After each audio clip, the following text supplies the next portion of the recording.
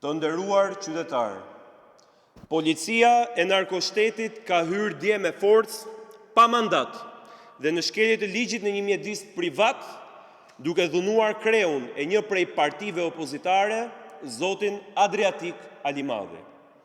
Pamjet janë teje të qarta.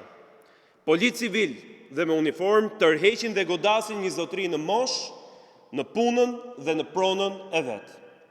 Policisë ju deshën shumë orë për të dalë në variant në vonuar dhe si për herë të manipuluar. Thonë se kishin shkuar për të kontrolluar lokalin e vllajt të Alimadhit si një pikë bastesh sportive. Edhe nëse kjo në fakt është e vërtet, ata ishin aty që kompanit e Olsit të Edit të mos kishin konkurrencë, sepse askush tjetër në këtë qytet nuk mund vërë baste pa marrë Olsi dhe Edi përqindjen e tyre.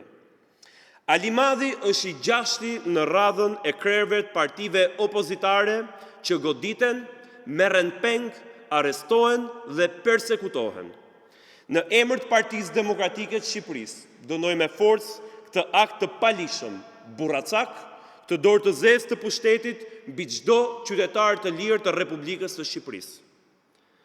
Policëve që tregohen të fortë me qytetarët dhe zgërlaqur me të fortët e dosjeve të krimit, u themi se nuk janë burra, por janë burracak që marrin urdhra nga nipi i Enver Hoxhës dhe nga djali i Kristaq Ramës. Goditja e nacionalistit Adriatik Alimadhi ditën e djeshme ishte në fakt dora e bllokut të vjetër të gjakut e të hakmarrjes kundër shqiptarëve e qytetarëve të lirë të këtij vendi. Më 11 maj ne kemi përpara dy zgjedhje. Narkoshtetin e Ramës, që godet djathtas, majtas për ujin, dritat, tokat mbregdet e deri baset sportive, ose shtetin serioz që e mbron qytetarin dhe zhvillon ekonominë. Shqipëria madhështore të dashur miq nuk është një slogan. Është polici në krah qytetarit dhe kundër krimit, ku kriminali është pas hekurave e nuk ka pardiset në blok. Ju faleminderit.